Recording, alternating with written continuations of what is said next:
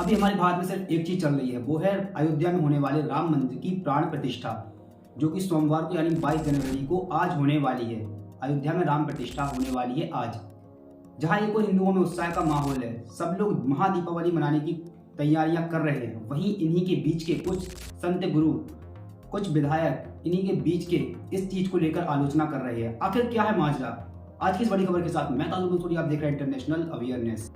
जैसा कि अभी आपको पता होगा कि हिंदुओं के बीच के एक गुरु शंकराचार्य ने कहा था कि मैं राम मंदिर की प्राण प्रतिष्ठा में नहीं आऊंगा, क्योंकि अभी मंदिर पूरी तरीके से बना नहीं है, ये पूरा अधूरा है, जिसके चलते मैं अभी मंदिर में नहीं आऊंगा। उन्होंने कहा था कि आधे अधूरे मंदिर में प्राण प्रतिष्ठा करना शास्त्रों के खिलाफ है, इसलिए मैं नहीं आऊंगा। अगर मैं आऊंगा तो लोग कहेंगे कि आपने शास्त्रों का उल्लंघन किया है। इसलिए मैंने कुछ जिम्मेदार लोगों के साथ मिलकर, खासकर अयोध्या ट्रस्ट के सदस्यों के साथ मिलकर एक मुद्दा उठाया है कि सबसे पहले पूरा मंदिर बना लो, उसके बाद ही उत्सव मनाओ। जब तक मंदिर पूर्ण तरीके से बन नहीं जाता है, तब तक उत्सव मनाने का कोई फायदा नहीं है। इसी कारण से मैं मंदिर की प्राण प्रतिष्ठा में नहीं आऊंगा, जिसके चलते इन्हीं के बयान के ऊपर बहुत ज्यादा विवाद खड़ा हुआ है।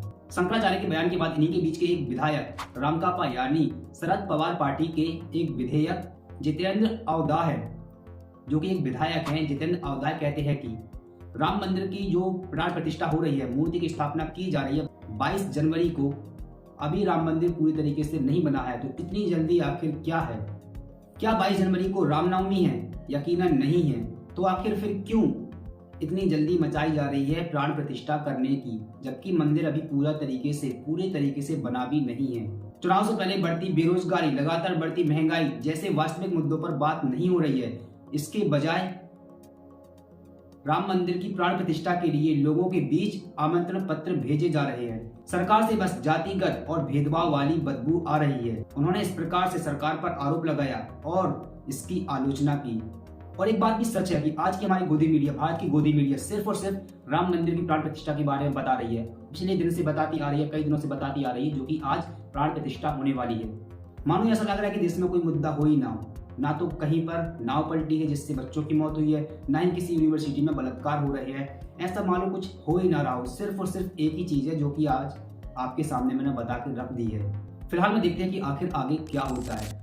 उधर मेरे दोस्त राहुल गांधी की भारत जोड़ो न्याय यात्रा चल रही है, जिसमें वो असम पहुंच गए हैं। असम के एक जिले सोनितपुर जब वो पहुंचे तो वहां पर उनकी यात्रा चल रही थी जैसा वो कर रहे थे, लेकिन जब वो वहां पर पहुंची तो रविवार के दिन एकदम से वहां पर भीड़ उमड़ने लगी, जो कि भाजपा पार्टी का अपना झंडा हाथ में लिए हुए थे और उनके ऊपर हमलावर होने वाले थे। वो तो समय पर उनके सुरक्षा कर्मियों ने राहुल गांधी को वहां से बाहर निकाल लिया और बस में बैठा दिया, जो कि उनकी बस थी उसने उनको बैठा दिया।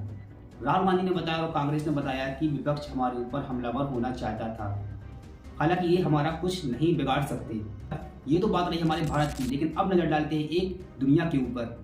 उधर मेरे दोस्त, जैसा कि मैंने आपको पिछली रिपोर्ट में अपनी बताया था कि ईरान की 2 सलाहकारों को मार दिया गया है दमिश्क में। सीरिया की राजधानी दमिश्क पे इजराइल द्वारा हमला करके उनको मार दिया गया, जिसमें ईरान ने कसम खाई थी कि हम इसका बदला जरूर लेंगे। जब ईरान ने कसम खाई उसके कुछ ही घंटों बाद इराक के अमेरिकी बेस पर, इराक में अमेरिका का बेस बना हुआ है, वहां पर हमला हो गया, जिसमें 2 अमेरिकी सिपाही मारे गए हैं। वहीं वैज्ञानिकों ने चेतावनी दी है कि साइबेरिया में एक बहुत ही खतरनाक बीमारी फैल सकती है, ज़ॉम्बी वायरस फैल सकता है, उन्होंने ये कहा है, क्योंकि साइबेरिया में नौवहन गतिविधि बढ़ रही है, जिससे वहां के शताब्दियों से परमाफ्रॉस्ट में फंसे रोगाणुओं का निकलने का खतरा बढ़ रहा है, जिससे लग रहा है कि साइबेरिया में आर्कटिक ज़ॉम्बी वायरस फैल सकता है और बहुत ही खतरनाक तरीके से महामारी फैल सकती है। उसके खतरे लगातार बढ़ते ही जा रहे हैं।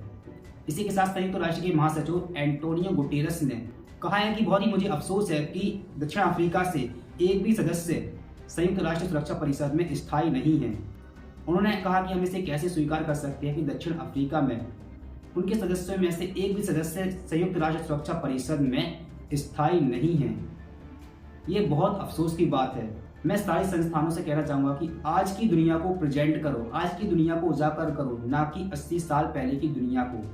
फिलहाल में आज के लिए बस इतना ही। रिपोर्ट पसंद आई तो दोस्तों के साथ शेयर करना मत भूलिएगा। और मैं आपसे यहाँ पर एक बात और कहना चाहूंगा कि अगर आप एक मुस्लिम भाई हैं तो आपसे एक ध्यान रखने वाली बात है कि 22 जनवरी यानी आज के दिन कहीं पर सफर ना करें। 22 और 23 जनवरी सफर करने की कोशिश ना करें, ज्यादातर हो सके तो बचे, क्योंकि क्या हो सकता है हमें नहीं पता। बने रहिए इंटरनेशनल अवेयरनेस के साथ। तब तक के लिए जय हिंद।